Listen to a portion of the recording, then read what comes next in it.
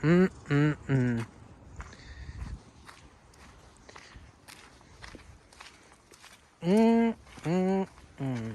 thing.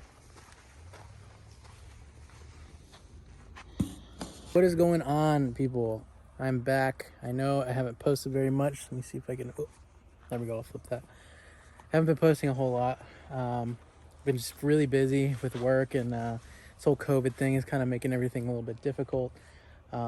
Just had my daughter's birthday and a bunch of stuff going on. But for the last day or two, I have been really trying to get this thing running right.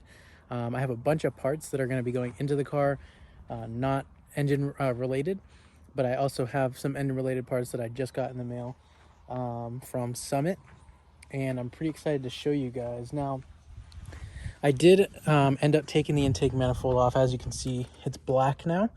I took it off and I re-gasketed everything. New intake manifold gasket down here, and I just kind of wanted to change the color, just black it out, make it look a little bit nicer. I did something cool with the 5-liter plate at the top. But I am in the process at the moment of deleting the EGR system. Now, unfortunately, this is a speed density car, so it doesn't have a MAF. It's a little bit more finicky to get running correctly. I have timed it multiple times, but I'm getting this weird situation where I rev it up and it gets like pops and bangs through the intake. Now, there's a couple of things that I'm gonna check eventually, not probably today, but one of the major things that I think could be part of the problem is I put in a Walbro 255 fuel pump, and I think maybe what's happening is the stock fuel pressure regulator that's right there may not be able to regulate the amount of fuel that's going through now because of that upgraded fuel pump. Maybe, I don't know for sure, but to alleviate that problem, what I did do is I bought couple of things here from Summit Racing. Good old Summit, they always come in clutch. So I got a fuel pressure gauge that's gonna just mount.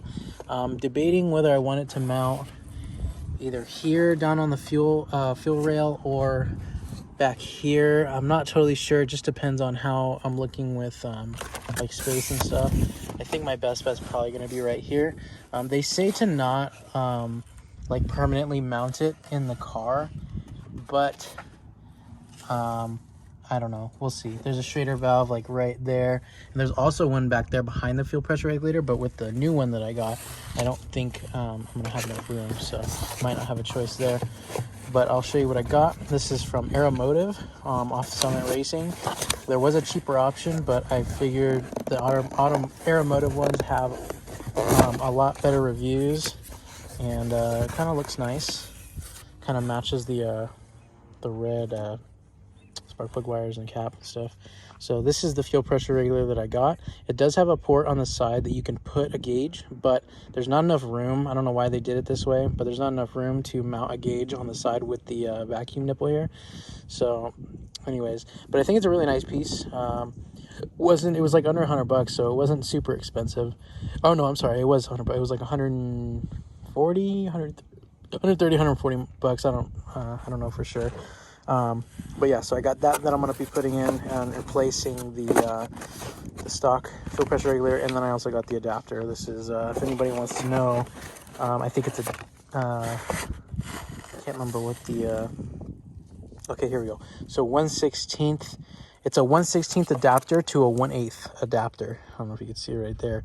The factory Schrader valve is a 1/8 inlet, female end going into the rail.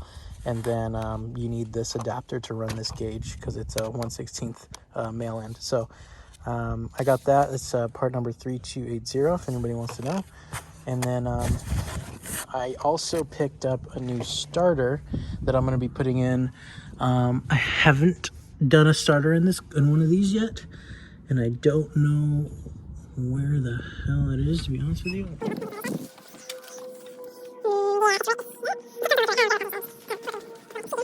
It's under there, so I'm going to be replacing that too. I got that in my truck, and I'm hoping that with the mix of a few different things, especially this fuel pressure. I really think that this might be my problem. It will allow me to rev it out like all the way, but I have to rev it slowly. And then if I blip the throttle really fast, it kind of it doesn't it like cuts out, like it coughs through the intake. But if I hold it, it'll like cough, and then it'll kind of clear up and rev out. So I don't really know what the problem is. I've talked to a couple of the Baster techs at my work, and they've kind of said, check, giving me a few things to check. One thing that a couple of people actually had the same concern was the catalytic converters. If the catalytic converters are clogged up, then that could be part of the issue. It's not having it's giving too much back pressure back into the engine, and basically it's coming straight out the intake. So that could be a problem too. I don't know if this car has cats. I asked my buddy that I bought this off of, and he's currently finding out for me. I'm just kind of lazy to I don't really want to get underneath the car in the dirt. I would like to get it up to the driveway and work on it in the driveway. But yeah, it's just right now that's kind of where I'm at with that. So that's the update I have with the engine. It runs, it's just I'm trying to figure out these little gremlins.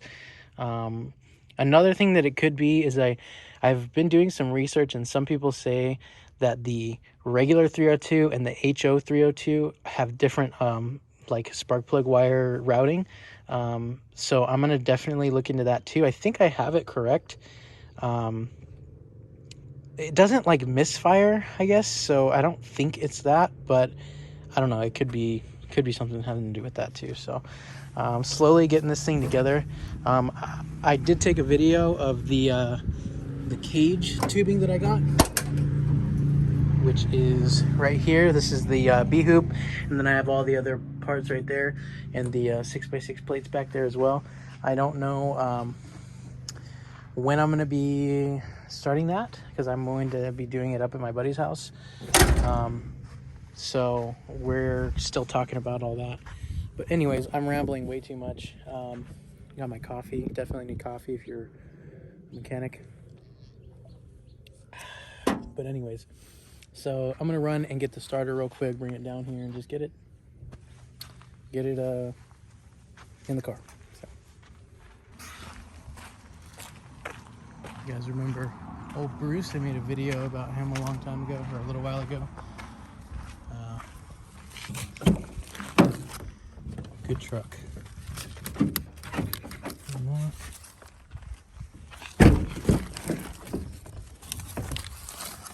Here is. Oh. Here's the starter. A lot of people are gonna say, "Oh, you got CarQuest brand? What the heck?" It's remanufactured. I believe it'll work. I've bought in CarQuest products before. The alternator I have is CarQuest, but I get a discount, so that's why I opted for that. Well, now that I have everything in the car, I'm not gonna be working on it today. Unfortunately, I would love to, but I got work in like an hour, and but we have Thanksgiving coming up Thursday, and then after that, I mean, I pretty much am off, so I'm going to be working on probably the car this weekend. I got 5 days off, so Thanksgiving, probably do a little bit Friday, and then definitely over the weekend I'll be grinding on this thing, trying to get it running. Because if I can get it running, I'll literally drive this bitch to my friend's house. If anything, I'll just drive it up on the trailer. It does run. I could get it up on the trailer under its own power, but I really want to get it running right. So that's kind of the goal at the moment before I do anything. Because if this thing's got like a bent valve or something, this is the thing.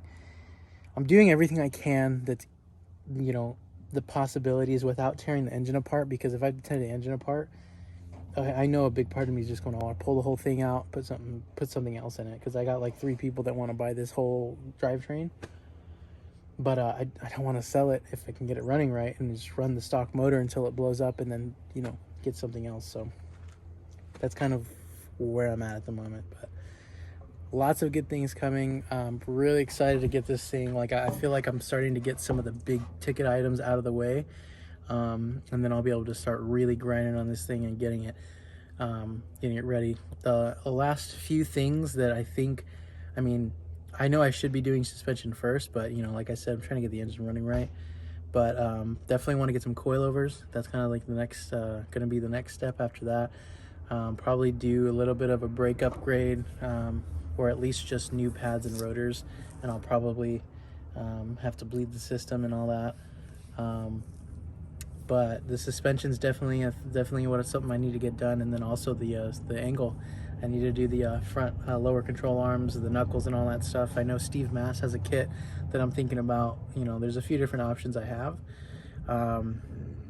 You know, this is going to be my first car with actual angle. My 240, I had stock angle. I ripped that thing for so long, stock angle, and I kind of maxed it out, and kind of excited to have something with a little bit more angle. So anyways, that's where I'm at right now, and when I start working on it, I'll get you guys another update. See you later.